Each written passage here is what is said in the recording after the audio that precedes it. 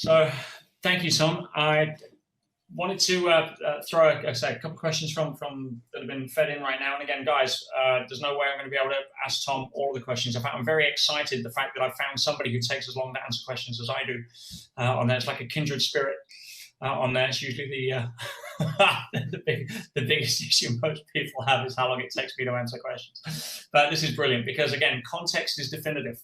And being able to bring in different aspects of context to build not an answer, but a complete level of awareness around something is far better than trying to bullet hole an answer without the context. So on that note, Tom, you often say that obviously we are in a kindergarten schoolhouse, and we can relate to that based on how tight the rule set is. In other words, that if we were in a dream-based type reality, then where the rule sets aren't as tight, then with low consciousness or consciousness isn't evolved, we'd kind of use that to our advantage in our ego by using it to collect stuff or get stuff and bypass some of the rule sets and the consequences. Whether that's teleporting into the ladies' locker room or reaching your hand through the bank vault or whatever it may be. So we know we're kind of in a kindergarten. As our consciousness rises through many of the movies we star in, and hopefully on a trajectory that evolves, we can evolve into other realities. You've obviously had experience in your current packet of visiting many different realities, some of which are similar to this, some of which are, let's just say, would be more college than kindergarten.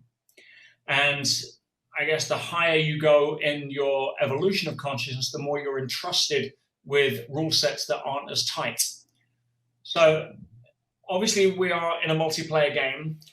What is the experience obviously in this reality? I think that love being the destination, which is the natural extrapolation of the word cooperation, is pretty much built in the elusive obvious.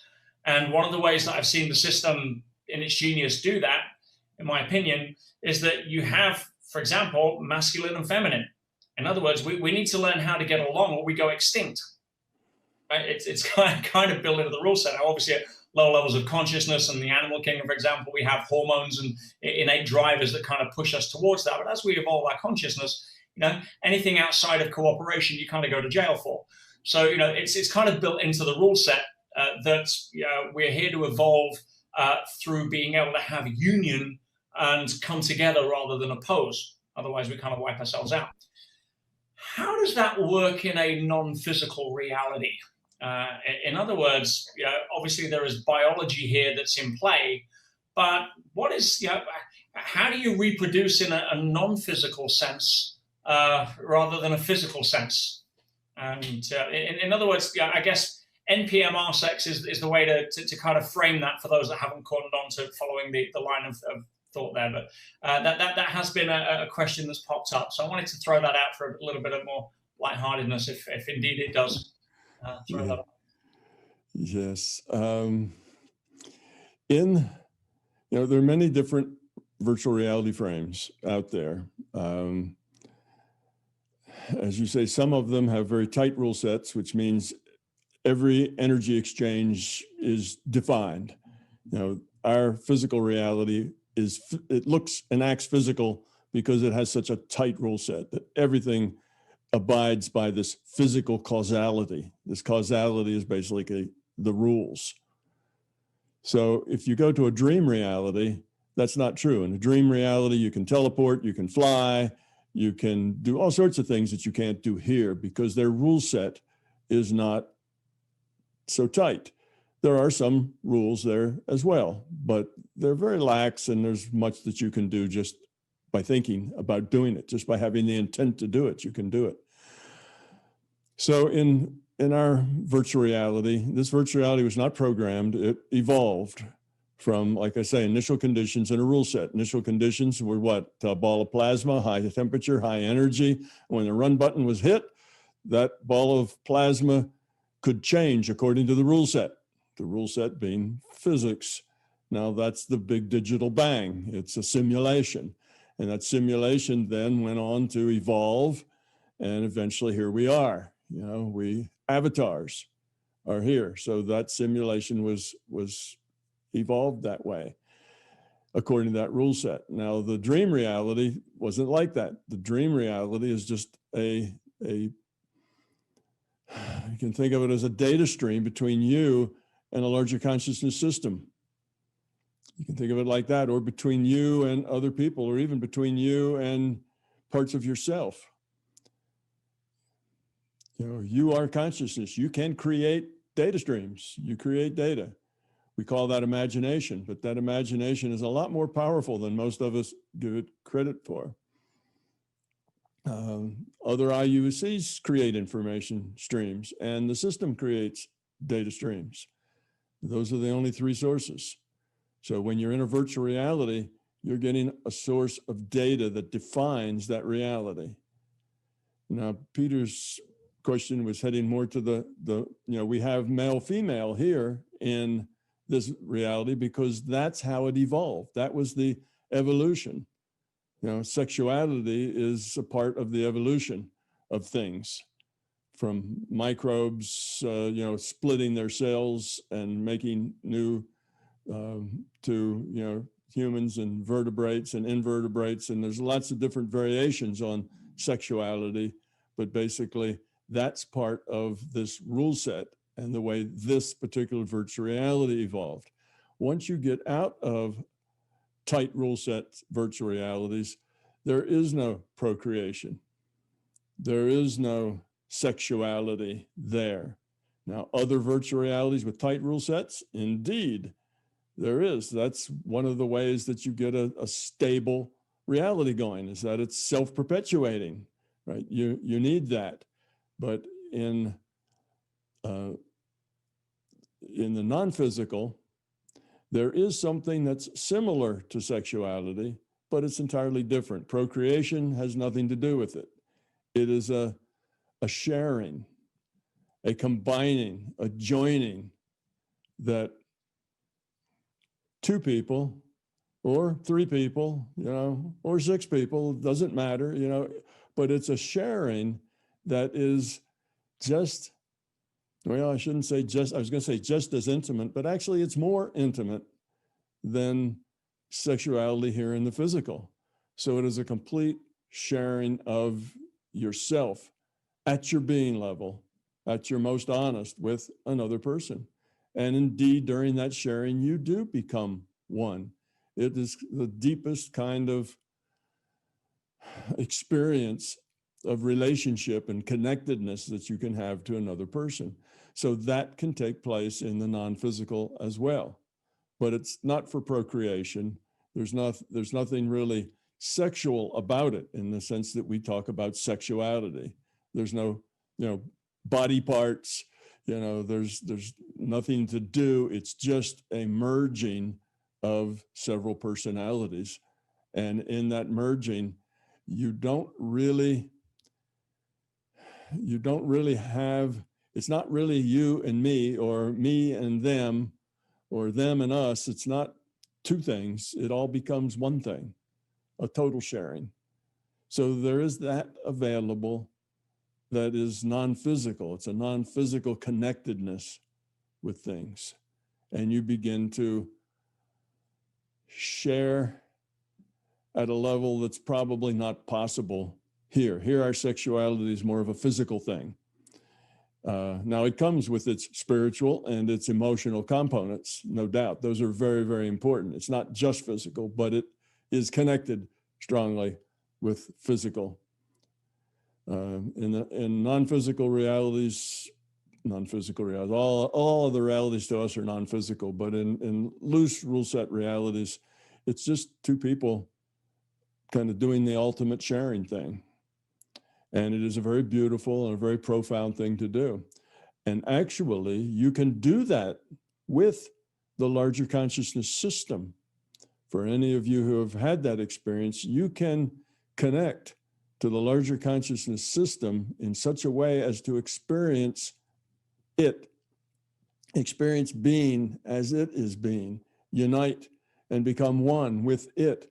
And when you do that, you lose your own identity. It's no longer you.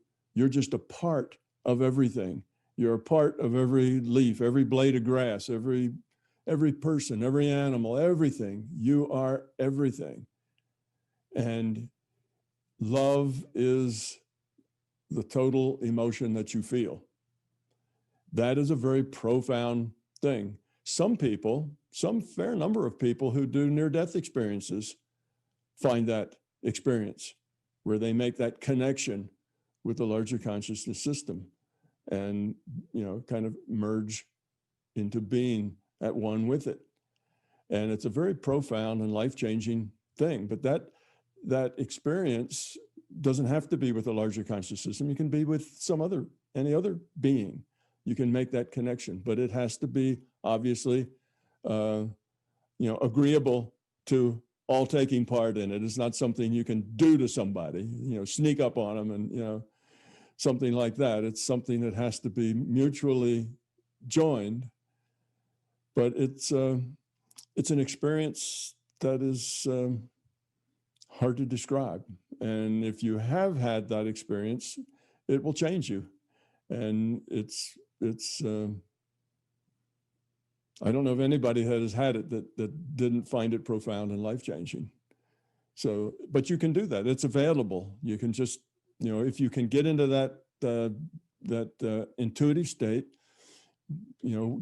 produce a good working relationship with a larger conscious system and just connect with it, it will be glad to do that. And it will be something that will be unlike anything you've ever experienced. And you can do it as often as you like. But, and I talk about how wonderful experience it is, but actually, though you can do it as often as you would like once you have facility in the larger system, generally you don't do it very often because things that profound and that deep aren't things you just do every day. So even though it's such a wonderful experience, it's something that happens only occasionally, only when it needs to. Not because you just want to go, let's go do that again because it was fun. So it doesn't get into that sort of thing. It's only when it needs to. So that's kind of non-physical sex. Is not really a male-female thing. There really isn't any gender in the non-physical. Gender has to do with the way this virtual reality evolved itself. Non-physically, gender exists in the non-physical only because entities have preferences and see themselves as certain ways. So when you run into entities in the non-physical and they're male or female, it's not because they, are male and female in the way we are here. It's just they have a preference. Their style is male, or their style is female, and they can change that style if they wish. Or they may, they may use both styles, but mostly you run into people who are not all that solidly gender differentiated, but they tend to act in a way that you tend to judge them as male or female because you tend to put people in that category. We do. That's just the way we are. So you interact with a being, and depending on that being and how forward they are and how brusque they are and how this and that, you tend to make them male or female. But that's your own creation, not necessarily that entities have that gender. We do that because that's our habit. Everybody we see and meet, that's the first thing we notice about them. What sex are they? What's their gender? That's a very important thing to us. And we do that without even thinking about it. So when we meet people in the non-physical, we tend to do the same thing. And it doesn't mean that they have gender. It just means we stick them into gender categories based on their behavior and how they interact with us. So gender doesn't really exist out there. It's only an attribute of the way this virtual reality works. Now, other virtual realities with tight rule sets that are physical, they seem physical because every detail is according to a causality of their rule set, then they mostly do have gender and they do have sexuality. The ones that I've been to all tend to have some sort of procreation going there because procreation is needed for the evolution to evolve. You need things that change. Procreation is necessary for the evolution. Otherwise, you just have a fixed number of things and that's just it. They just interact and pretty soon that would go stale. You have to have things have to be renewable all the time. That's why when you go back as a free will awareness unit, you go back with only quality, not with memory, because you don't want things to get stale. You want to always have to deal with things like it's the first time you ever saw it. So you're dealing with it from the being level. You're not gaming the system with your intellectual level. Oh yeah, I know the right answer to that. I should do this here. I should do that there. Now you're gaming the system. It's not really acting out of who you are. You're acting out of who you'd like to be or who you think you are or who you want to be. So you can't have that memory. You have to come back and actually be exactly who you are as that piece of consciousness without memory. That keeps it honest. That keeps it out of your intellect. Love that. Excellent. Just like if you're an actor coming into another movie, why would you want to remember all of the lines of the previous movies and stuff? Because it would confuse you in this one. And then you wouldn't be able to be authentic in your experience of the scene that you're in. Yeah, that makes total sense. Well, people tend to paint themselves into corner with their beliefs and with their egos. And, pretty soon they've got this feeling, oh, I've been there, done that. I know almost everything that's important to know. And when they do that, change doesn't happen much. They don't change anymore. They just keep on keeping on. And that's what I call painting themselves into a corner. Well, if you carried that over from lifetime to lifetime to lifetime, that would be a killer of your ability to grow up and to change. So you've got to start from your being level. You have to re-express who you are through a totally new environment and a new avatar. But the expression of who you are is really who you are. That's your consciousness. But the way you get to express that can't be from a cheat sheet or from memory or from anything else. It's got to come just out of you. It's got to be honest and clear. And that's why taking memory along with you would be a really bad idea. Yeah. So if I recall the distinction between sort of ego versus pseudo-humility under the guise of, I guess we'd call it spiritual ego, and people that think, oh, I'm done now. And I recall you mentioning that you'd actually been over to visit the I'm done reality or what it was to explore that question. Do you want to share a little bit on that? Okay. Yes, I brought that up because there are some people you hear about, and I don't know, I guess it's more in the East because they're more into reincarnation than the Westerners, but you'll hear this idea that this is my last time around. We're on this kind of the Buddhist idea. We're on this wheel of birth and rebirth until we become enlightened. And then once we're enlightened, then we're out of here. We evolve beyond this reality frame and we're not here anymore. And then I hear people saying, oh, this is my last incarnation. I'm done. I'm a very evolved person. I'm enlightened and this is my last time here. It's not the way it works. That's not the way it works. There is no done. Okay, you're never done. Evolution is an open-ended process. It's never done. Lowering entropy is a process that you can get closer and closer to zero entropy, but you can never get there. And to lower entropy, you have to put energy in. To lower entropy in a system, you have to put energy into that system. Systems don't just naturally lower their entropy. If you leave a system alone, it naturally raises its entropy. Unless you put work in to lower it, its entropy will just grow.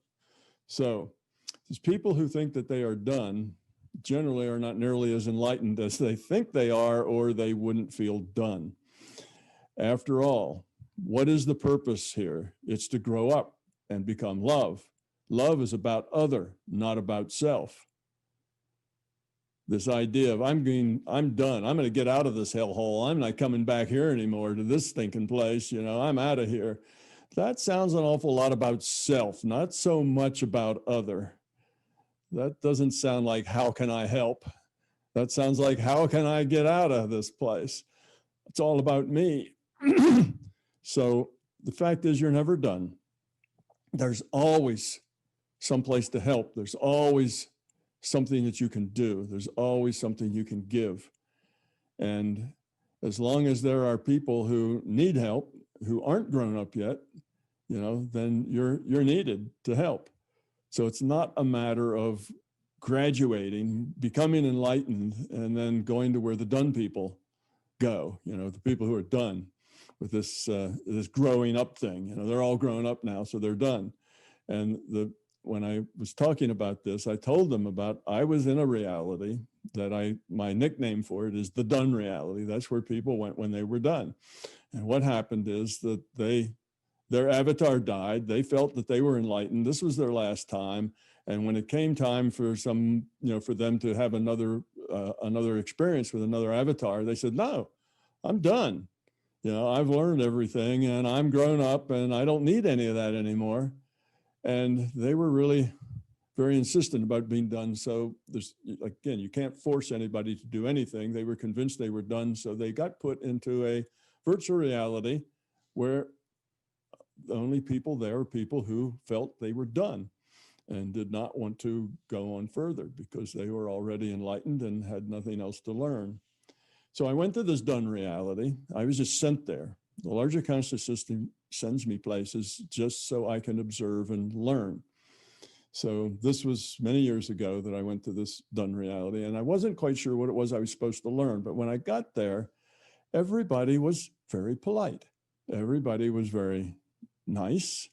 And basically it was, I don't know, like a social club. There were that people were interacting and talking to each other, and it was just a big social club. But I noticed after I'd been there some number of days, that there were cliques that had formed up. There were some people who obviously were more done than others. There were people who were kind of saying not so positive things about that group over there. And I began to see that they were de-evolving in this place for those that were done, because they were no longer putting energy they were no longer trying and putting effort into their growth and becoming love. They were de-evolving. And yes, it was a gentle place. It was generally a kind place. But when if you weren't just a visitor, I was there for many days. And if you weren't just a visitor, you started seeing cracks in that veneer of ego and beliefs and other things that were not done at all. They were de-evolving. And I noticed that eventually a person would get to the point that they realized it.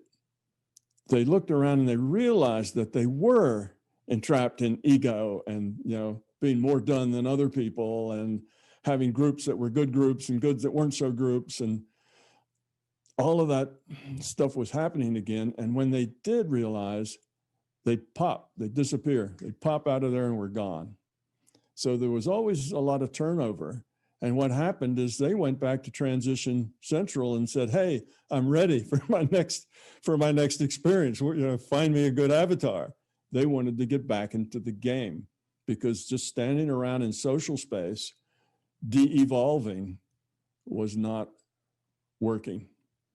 So that's what happens to people who believe they're done. They go to the done reality and de-evolve until they realize they've de-evolved to the point that they get back in it. Now they have to make up. They have to dig themselves out of that hole. So you never get to zero entropy. You can get close. You can get asymptotic. You can approach it, but you have to put in effort to do that. That's the second law of thermodynamics, and it works everywhere.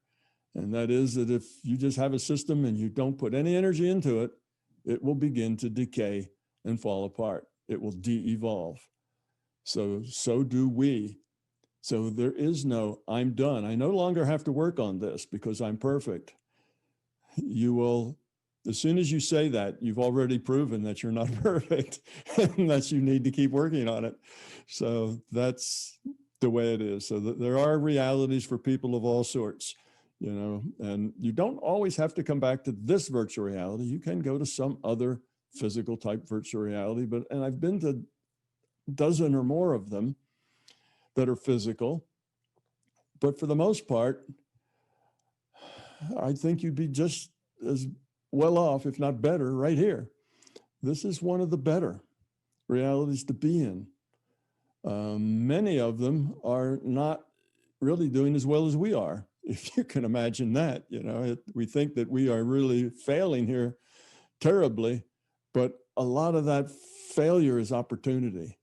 We have, for the first time ever as a human race, the ability to take a great leap forward spiritually.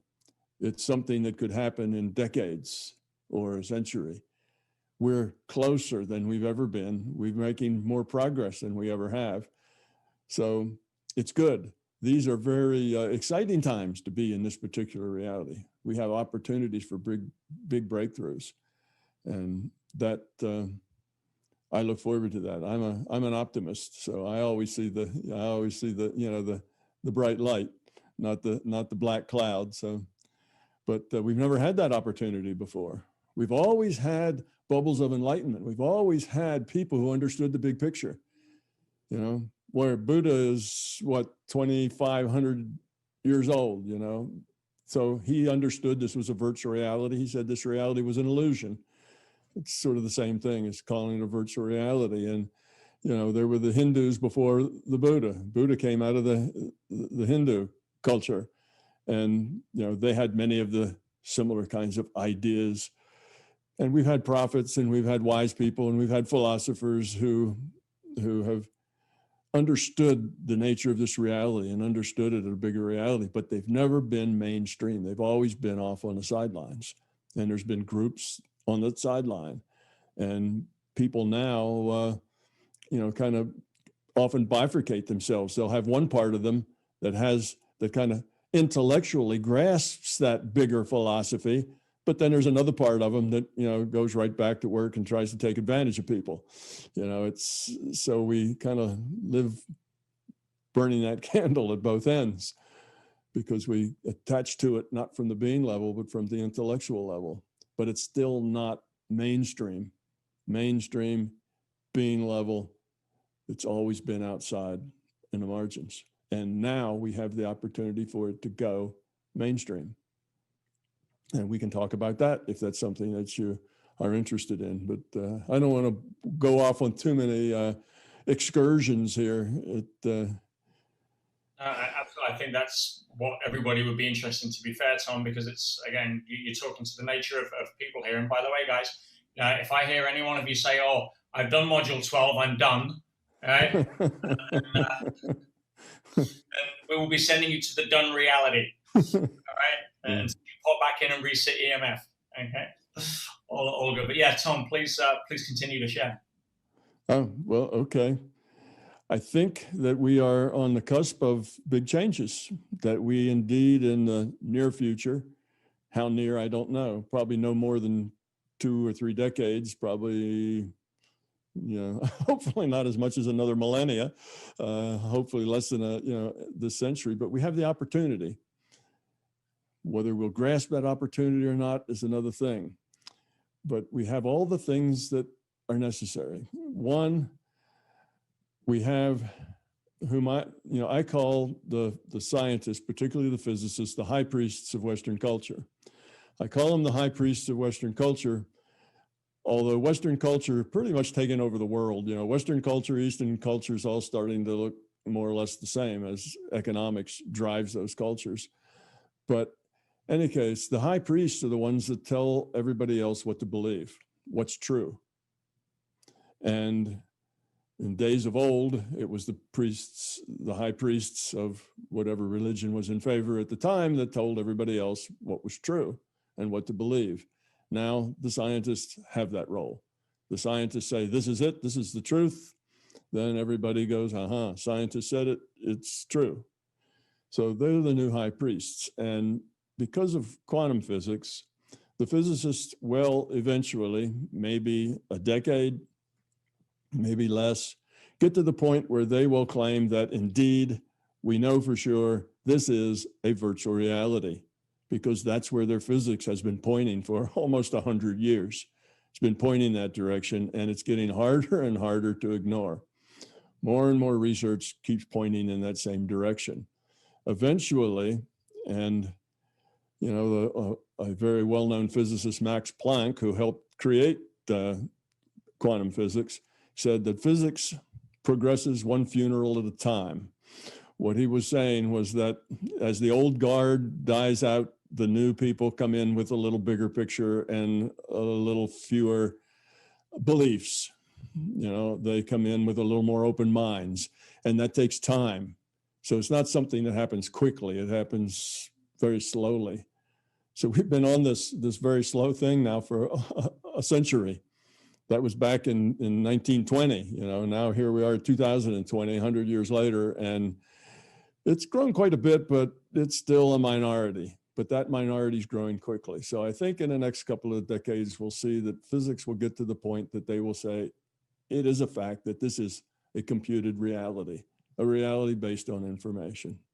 That will be obvious. And hopefully some of these experiments that I'm doing will help, you know, push that in that direction. But in any case, when they say that, they won't mean for anybody to take it any further than that. That will just be a statement. But when the rest of the world hears that, it's going to change everything. That will be a sea state change, because people will say, well, if this is a virtual reality, who's the programmer?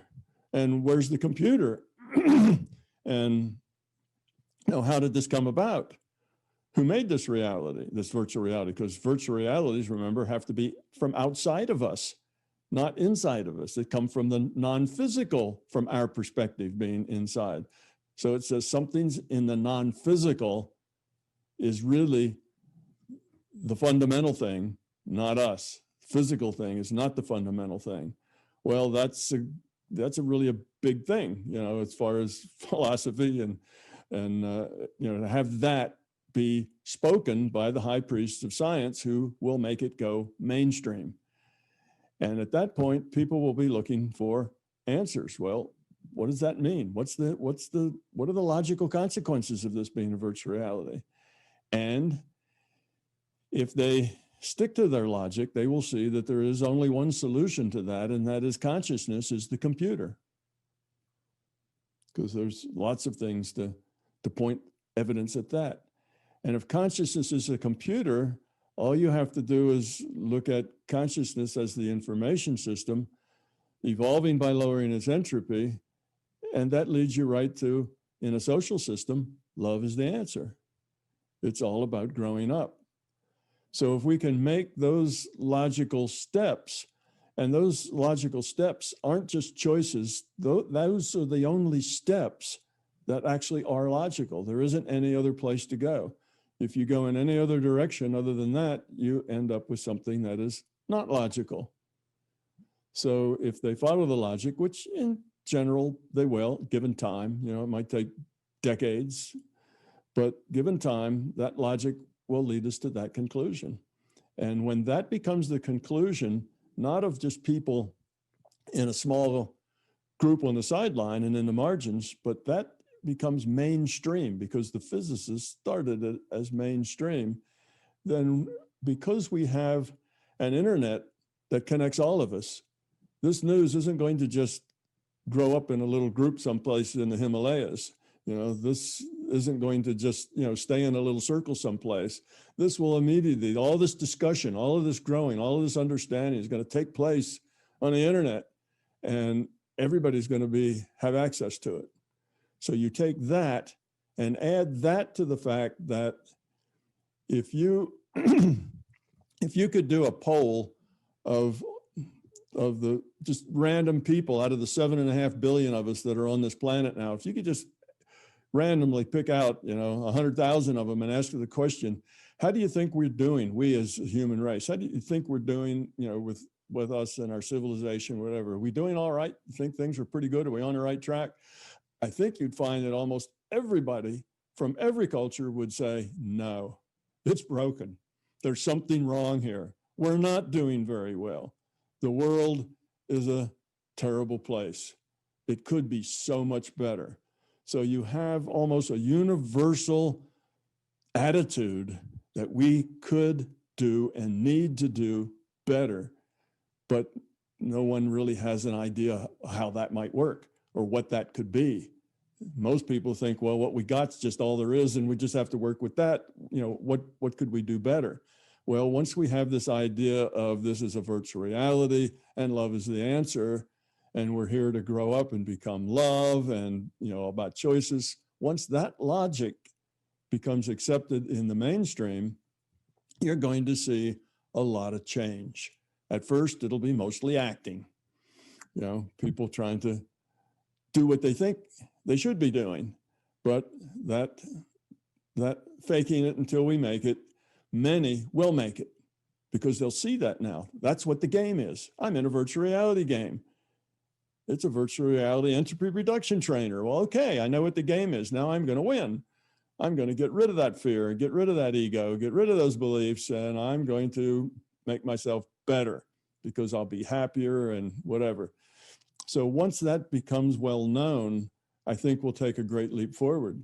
And I think a lot of the problems we have in our institutions with the law, you know, with politics, with the economics, all that stuff will just straighten itself out once we get ourselves straightened out. So I think we have a chance in maybe 3 decades, probably at the shortest, up to maybe at the end of the century, to really take a giant leap forward. Now, we're not going to get to the end. Most of the people will still be faking it, but at least it'll be a lot more civilized place to be in with all those people faking it. And many of them will make it because they understand the nature of the game now. So that will probably take another century before most people have made it. That'll take a lot longer, but at least I think the ball will start rolling in that direction in the near future. So I'm very positive about that. And why is it that it seems that things are getting uglier and uglier? That if we go back just a few decades, they weren't as ugly as they are now? Well, I think that's kind of the last gasp, the last big hurrah for control, power, force. We're seeing change now. And, you know, change is hard. Getting rid of fear is hard. Fear pushes back. When you get rid of a fear, that fear will push back and try to make you not get rid of it. And you have to have the gumption and the courage to get rid of it, because you'll think, well, I need to change this. I get rid of this fear, and then you don't get rid of it. And that fear gets uglier and uglier and bigger. It growls, grows 2 heads and fangs, and just gets more and more fearsome. And until you finally get rid of it and find out, oh, that was just smoke. That really wasn't anything at all. That was just smoke. It was all in my head. I invented that fear. I made that fear. Anyway, when we get to that point, I think we have a real good chance, an opportunity. Like I say, I don't know whether we'll take that opportunity. Now, it could go the other way. It could go that when this is revealed as a virtual reality and that it's computed, if we don't have enough people who understand a bigger picture, then we're going to regress a little bit into back to religious wars. And in fact, my God's a better programmer than your God, you know. Yes, I knew it was a virtual reality, and my God's the one that programmed it. And if we go back to that kind of thing, well, that will be de-evolving.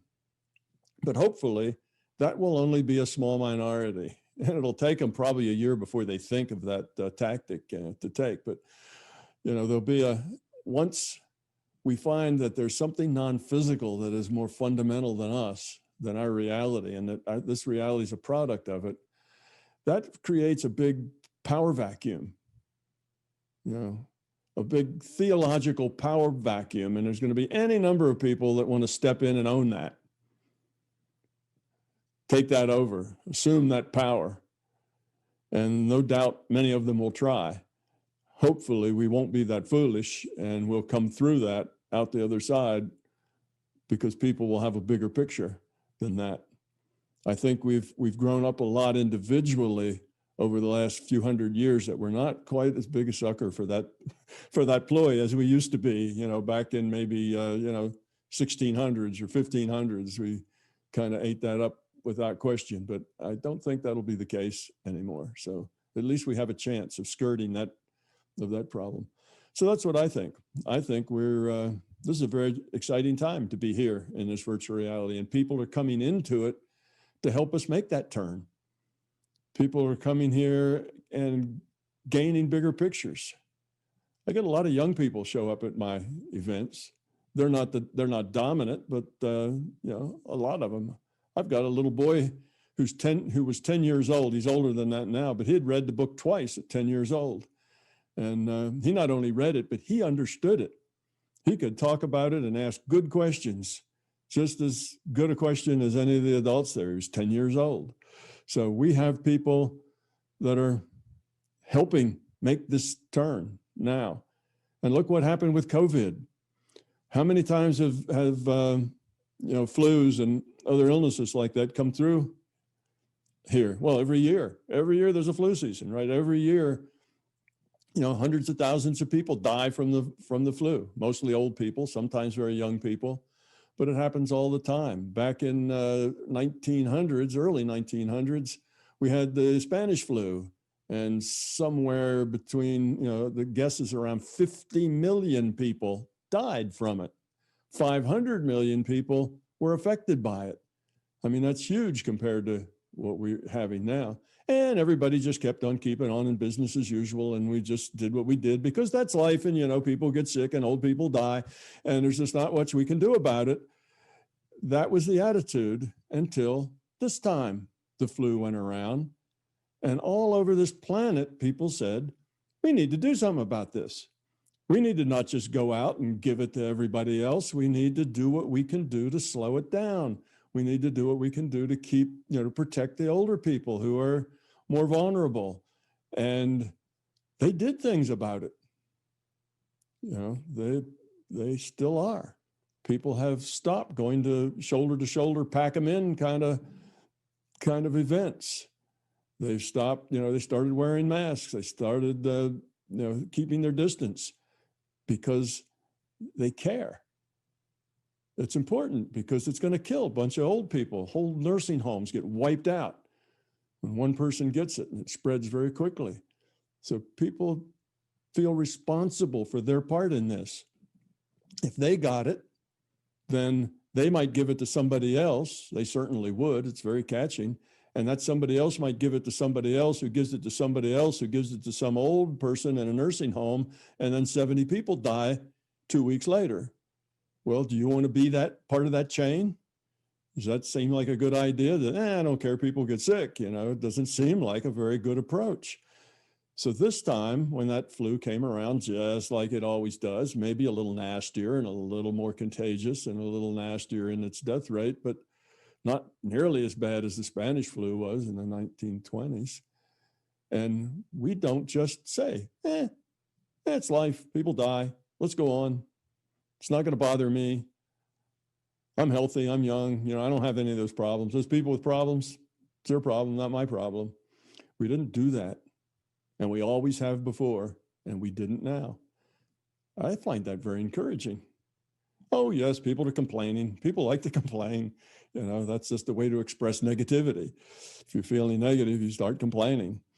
So, of course, people complain about it, but all over the planet, it wasn't like one place did it, but everybody, pretty much within the same month, started taking it seriously and seeing what could they do to be part of the solution, to make it a little easier. And if it was going to end up eventually infecting everybody, let's slow it down so that the hospitals and the people giving care to these people, which raise the survival rate a whole lot, don't get overwhelmed. You know, let's do what we can do. So I see things like that I think are positive. People didn't take a self-centered approach. It's not going to bother me, so why should I care? That's just self-centeredness. People cared. So we see things like this, and yeah, COVID has been a really terrible thing, but for the first time in the history of humanity, you've seen people all over this globe decide to do something to help people other than themselves. I think that's good. So I think we are we are in that space where we could make some giant leaps forward. We're getting closer to it. I see positive things going on. Yes, the ugliness seems to be getting uglier, but I think that's the last great hurrah of that control power force group. And I believe that we're going to see that in the next decade or so start to disappear. They're making as big a growl and as big a play as they can, but it won't last that long. The people are waking up and getting less self-centered. People are growing up. We won't put up with that sort of thing. Well, we're still a minority, but there's a tipping point definitely coming. And we see it expressed in so many areas where there's social entrepreneurship, where it's, as you say, more children coming through new, asking questions that their parents would have thought, wow, where did that come from? When I was 4, I just wanted to know where my comics were, rather than like asking some level of deep, caring level of intuitive questions. Mm-hmm. So as Tom said, guys, we are in a very exciting time to be rendered into this reality. And we did choose it. I honestly believe that we resonate as a group here for a reason. We found each other for a reason. I found Tom for a reason. And we're naturally drawn to the people and the lessons that we're ready for.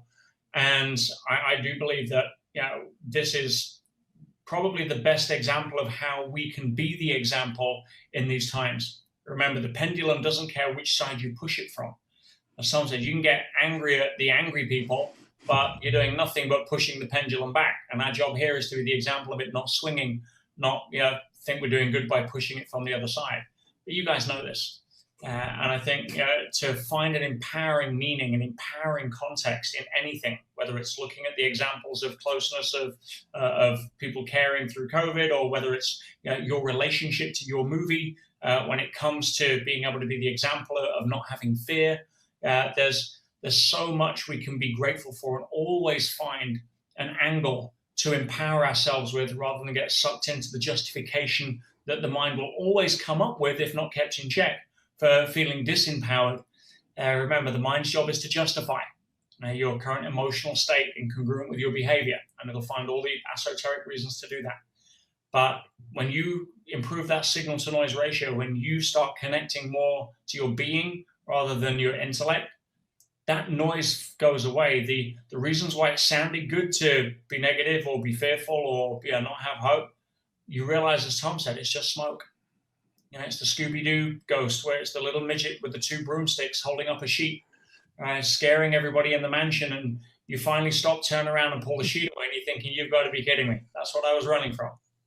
And so, we have a responsibility. We have a responsibility to be the best example of who we can be, and therefore vicariously be the invitation to others without forcing that agenda on them, without doing anything other than understanding that the feedback we get is always the right feedback. And it may not be the feedback we want, because that's our ego likes to plan the path of least resistance by deluding ourselves into a comfort-centric experience when we are in a growth-centric experience. And when we get that, we relish the chance. We relish the fact that, hey, something? I chose this movie script. I'm here to act my heart out. I'm here to be the best version of me, and I'm not going to get it right every time, but great. Because there's feedback built into the system that tells me, whether that's feeling bad, whether that's direct consequences, it doesn't matter. I'm in an intelligently derived system that is here to support who I am, that's here to nurture my growth. And to quote Abraham Hicks on something I love, and Tom certainly alluded to, you can't get it wrong and you can't run out of time. So when we take that off our shoulders, we can relax a little. So Tom may still get to see this spontaneous, or not so much spontaneous, this evolutionary leap in consciousness, whether it's in this particular avatar, where he kind of does look like the architect of the Matrix in some respect, as I think Dean mentioned earlier in one of his questions, or whether it's in a different avatar, coming through a different level. We will be placed where our consciousness can add the most value to the system and to ourselves. And when we relax into that awareness, we realize that everything in the physical world is subject to the law of impermanence. Train yourself to let go of everything you fear to lose. And without those fears holding us back, we can shine and be the best versions of who we can. And the path tends to get a little easier and less painful at that point. You know, it's been, Tom, an absolute pleasure, my friend. I don't want to keep you much longer, and I'm just blessed that these guys have hung on for close to 3 hours to really be here, and they'll probably do more. But you know, I want to respect your time. It's been one of the greatest privileges of my growth coming across your work. And yeah, if I can do anything to leave a little thumbprint on some other people's movies by introducing them to your work, and they can do the same, then one by one we can make the world a better place. And Tom, please let the people know, how can they help? How can they raise awareness? Where can they find you? How can they stay in touch? Well, I have those 3 books, My Big Toe books. You can buy them anywhere you buy books. Yeah, that's the fat one. That's got all 3 books in one binding. Yep. You can get it at my website or from Amazon or your local bookstore, but you can get it for free. From when I first published the book, I put it out for free on Google Books, and you can look it up on Google Books and read it there if you wish. The website that I have will have, a lot of other things there. There'll be a lot of other information. You brought up the male-female thing, and another book I'm working on and have been for at least a couple of decades, but just don't find the time, is called Primal Male, Primal Female. And it's basically, what does gender mean if you can strip away all the cultural overlays? And I have just a little bit of that sketched out in a piece of an outline that you can find on that website if you dig around in it. Also, I have, I don't know, probably over 1,000 hours of video on YouTube. Every time I give a talk someplace, every time I do an event, I try to take video of it and I put it up on YouTube for free.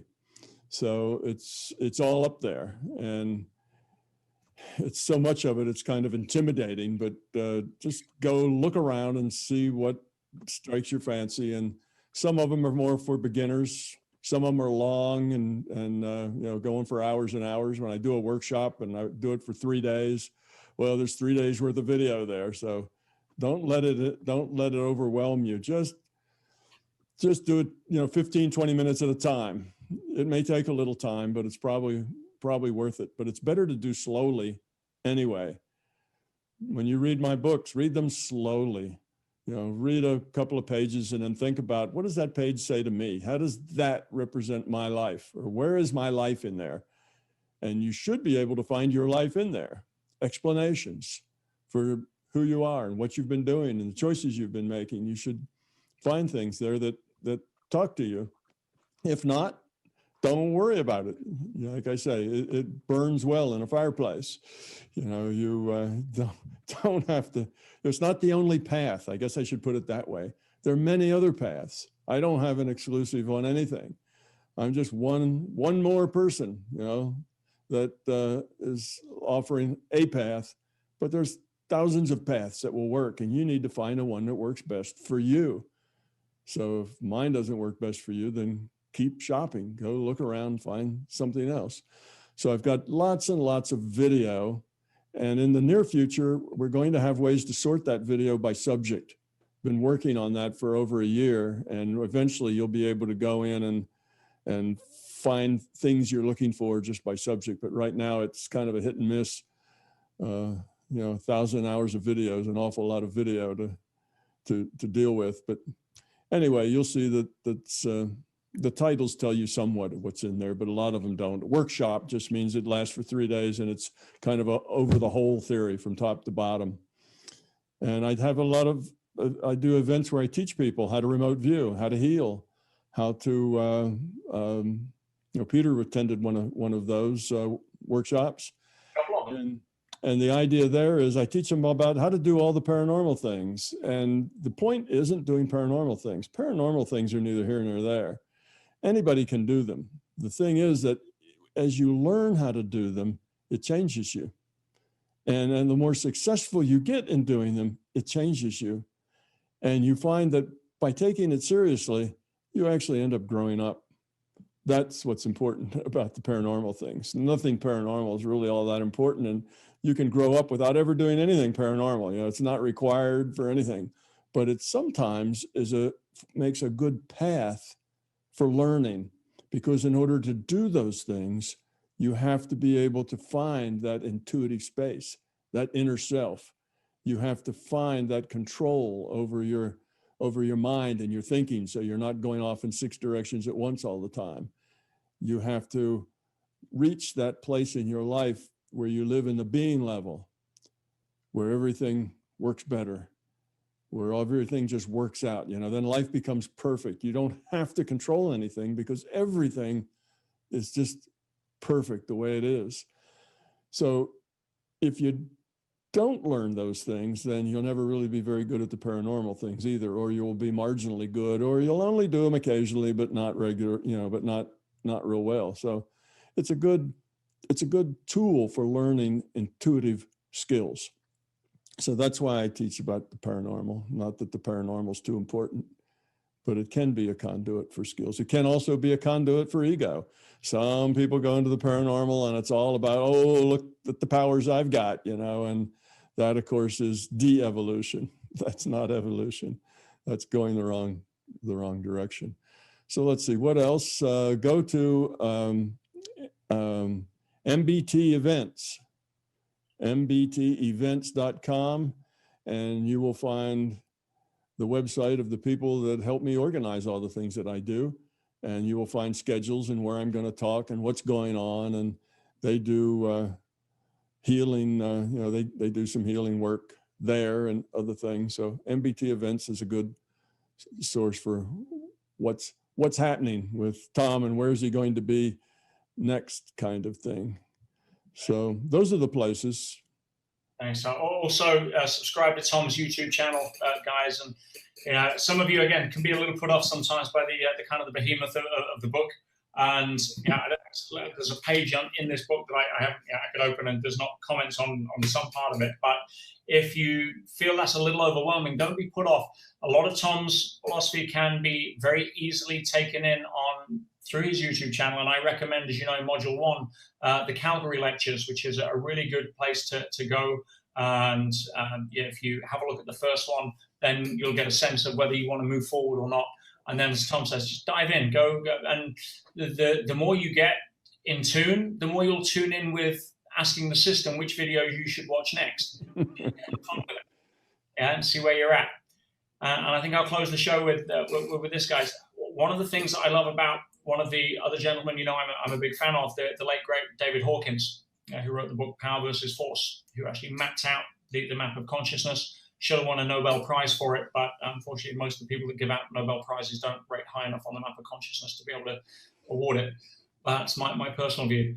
But just by reading something like Eye of the I or I, Reality and Subjectivity can raise consciousness itself by a significant amount of points, albeit somewhat temporary. Yeah, it's like you go to a motivational seminar, you get motivated, it falls off. But I think every single person on this call has felt their consciousness raise over the last 3 hours. And yeah, that is something that I'm grateful to Tom for being able to facilitate. You know, when you get this kind of quality of people, 1 + 1 + 1 is 111. And it really is a gift to be able to bring somebody like Tom in here to hold a space for us to, and more importantly, hold up a mirror for us to see our own greater selves in a context that allows us to evolve or shows us a path to make the choices for ourselves to evolve. And I think all of us here can feel that. And again, on behalf of everybody in the entire EMF alumni, Tom, I want to say thank you so much for taking the time to be here. Guys, feel free to unmute, give him some love. And I really hope to see you again soon in person, Tom. And go check him out, go to his events, and make Tom a part of your life. Well, Thanks a lot, Tom. Thank you, Tom. Thank you, Tom. Thanks so much. Thank you, Tom. Peter. Thanks a lot. Thanks, Tom. Thanks, Tom. you're very, very welcome. You know, knowledge is a wonderful thing. Shared knowledge is so much better. So I appreciate you all coming and allowing me to chat with you.